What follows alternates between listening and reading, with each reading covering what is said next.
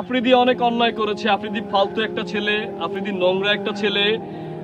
আমি শুনেছি অনেক অকারেন্স, ও একটা মাফিয়া, মানে অনেক কিছু এখন বলা হচ্ছে, ওর নামে অনেক মামলা যাচ্ছে।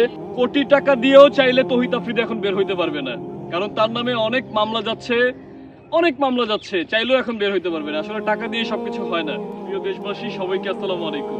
আমি খালিদ মাহমুদ হৃদয় খান। আপনারা জানেন আমি দীর্ঘ 1 বছর ঢাকা কেন্দ্রীয় কারাগার কেরানীগঞ্জে সূর্যমুখী সেলে আটকে ছিলাম।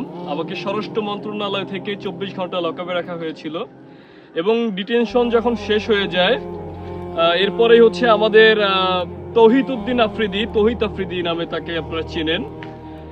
ও হচ্ছে আমার খুব কাছের একজন ছোট ভাই, যাকে আপনারা ইউটিউবার নামে চিনেন, অনেকে ডিবি হারুনের ভাতিজা নামে চিনেন। ঠিক আছে, এই তৌহিদ আফ্রিদি আমার পাশের সেলেই ছিল, শাপলাতে ছিল। তো তৌহিদ আফ্রিদির সাথে এর আগে আমার যখন আমি বাইরে ছিলাম, মানে যখন আমি মগবাজারে ছিলাম, তখন একবার দেখা হয়েছিল। এমনিতে ফেসবুকে আমার ভিডিওতে প্রায় সময় কমেন্ট করতো। যখন আমি জানতে পেরেছি যে আমার পাশের সেলেই তৌহিদ আফ্রিদি এসেছে, ওই টাইমটাতে আমি আমার পাশের সেলে চলে যাই শাপলাতে গিয়ে আফ্রিদি থাকে 2 তলায় হচ্ছে 13 নম্বর রুমে। তো আফ্রিদির কাছে যাওয়ার পরে আফ্রিদির দিকে আমি তাকিয়ে আছি। আফ্রিদি মানে প্রথমে আমাকে চিনে নাই, মানে চিনে উঠতে পারতেছে না। আমার তো দাড়ি অনেক বড় ছিল, চুল অনেক বড় ছিল। তো বললাম, চিনছো আমাকে? হ্যাঁ ভাইয়া, হ্যাঁ। মানে ও হচ্ছে, হ্যাঁ ভাইয়া কেমন আছো, মানে ও একটু মানে কেমন তো আপনারা জানেনই। তো ব্যাপারটা হচ্ছে আফ্রিদি অনেক অন্যায় করেছে। আফ্রিদি ফালতু একটা ছেলে, আফ্রিদি নোংরা একটা ছেলে। আমি শুনেছি অনেক অকারেন্স, ও একটা মাফিয়া, মানে অনেক কিছু এখন বলা হচ্ছে, ওর নামে অনেক মামলা যাচ্ছে।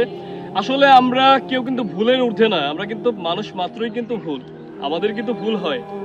আমাদের সর্বপ্রথম আদম আলাইহিস সালাম যখন দুনিয়ায় আসে, তারও কিন্তু ভুল ছিল। তো মানুষের মধ্যেই ভুল হয়, তবে ভুল থেকে যে বেরিয়ে আসবে সেই হচ্ছে উত্তম ব্যক্তি।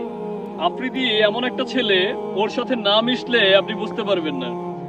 ও ছিল শাপলাতে, আমি ছিলাম সূর্যমুখীতে, আর ওর বাবা ছিল হচ্ছে বনফুলে।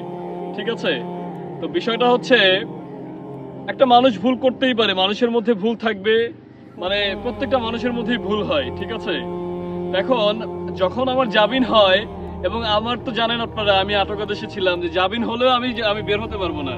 জামিন হওয়ার পরে আমাকে জাবরিয়ে ধরে, মানে জড়ায় ধরে, এমন মানে ইমোশনাল ভাবে মনে করেন কিছু কথা বলেছে। কারণ আমি জানি আফ্রিদি চাইলেও এখন বের হতে পারবে না। কোটি টাকা দিয়েও চাইলে তৌহিদ আফ্রিদি এখন বের হইতে পারবে না, কারণ তার নামে অনেক মামলা যাচ্ছে, চাইলেও এখন বের হইতে পারবে না। আসলে টাকা দিয়ে সবকিছু হয় না। প্রিয় দেশবাসী, আপনাদের কাছে আমি অনুরোধ করে বলছি, তৌহিদ আফ্রিদির জন্য সবাই আপনারা দোয়া করবেন, যেন তাড়াতাড়ি কারাগার থেকে বের হতে পারে। আমি সর্বদা ওর জন্য দোয়া করি, আল্লাহ যেন ওকে ভালো রাখে এবং ওকে দিনের জন্য কবুল করে নেয়।